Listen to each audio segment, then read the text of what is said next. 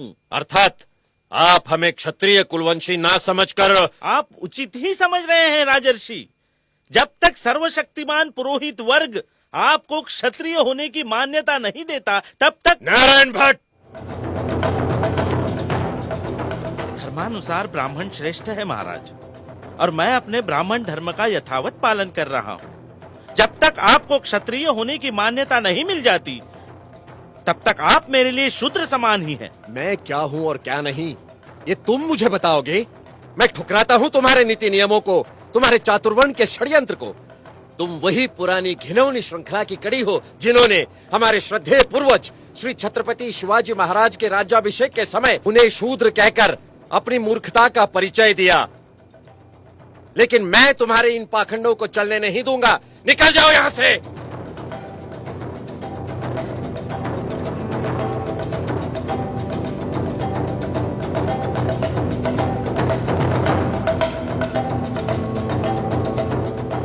जहां राजा के साथ इस तरह का व्यवहार होता है, तो सामान्य जनों का क्या?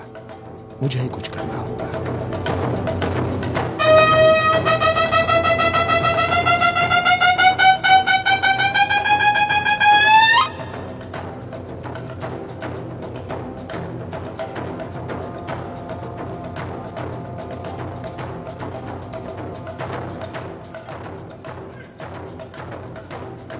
वर्णवाद ने हमें ही अपमानित किया है।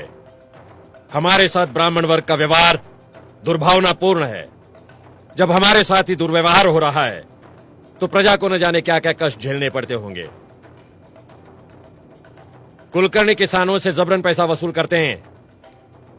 वो किसानों का शोषण समाप्त करने के लिए हम कुलकर्णी प्रथा के बजाय पटवारियों की नियुक्ति करते हैं। हम ऐलान करते हैं कि राजकोष से कोई भी इनाम या उपहार ब्राह्मण वर्ग को नहीं दिया जाएगा। हमारे राज्य में सरकारी दफ्तरों में पिछड़ी जाति तथा निर्बल वर्ग को 50% आरक्षण लागू किया जाएगा तथा प्रत्येक देहात में प्राइमरी स्कूल खोला जाएगा। निम्न वर्ग के लोगों के लिए शिक्षा का व्यापक प्रसार किया जाएगा। मुस्लिम प्रजाजन शिक्षित बने, इसलिए हम स्वतंत्र रूप से मुस्लिम शिक्षा समिति गठित कर रहे हैं। कोल्हापुर रियासत का प्रशासन बहुजन कल्याण के लिए वचनबद्ध है।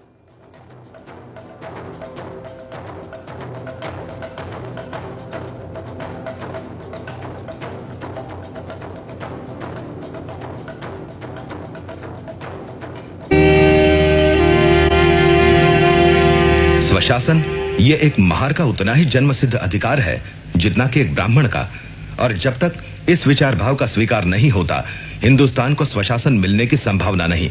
जिस स्वराज में पिछड़ी जातियों को मूलभूत अधिकार नहीं मिलते, वो सही स्वराज नहीं होगा, वो एक नई गुलामी होगी, एक महार।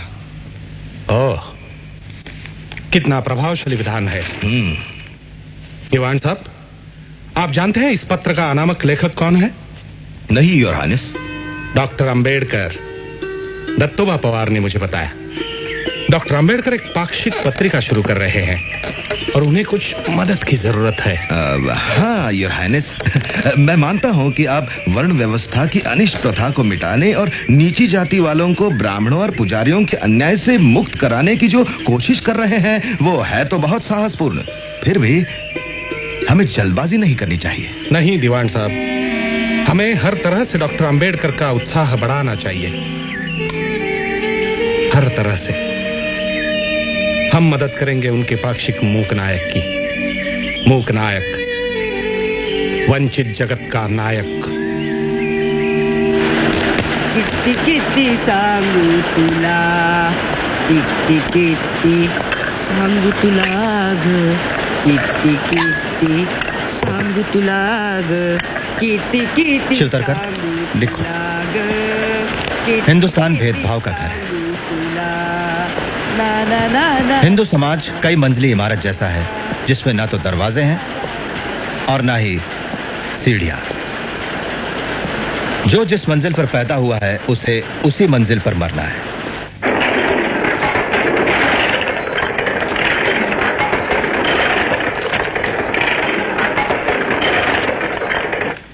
इस मानगांव परिषद ने मुझे विश्वास दिलाया है कि आपको अंबेडकर के रूप में अपना उद्धारक मिल गया। मुझे भरोसा है ये आपकी बेड़ियां तोड़ डालेंगे। इतना ही नहीं, वो समय आएगा, मेरा मन मुझे कहता है, जब अंबेडकर इस देश के अग्रणी और महान नेताओं में गिने जाएंगे।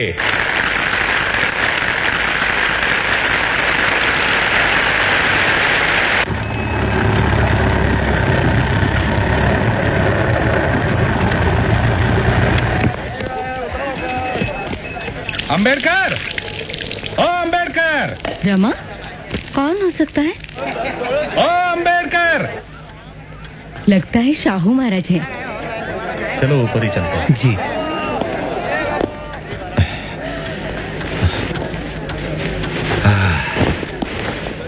नमस्ते महाराज, बैठिए। अंबेडकर, हाँ, एक कप तुम्हारी स्पेशल चाय मिलेगी बहन रमाबाई। रामू, चाय। ये बात बिल्कुल सच है कि हर महान आदमी के पीछे एक स्त्री होती है, रमा बहन जैसी। तुम भाग्यशाली हो अंबेडकर। हाँ,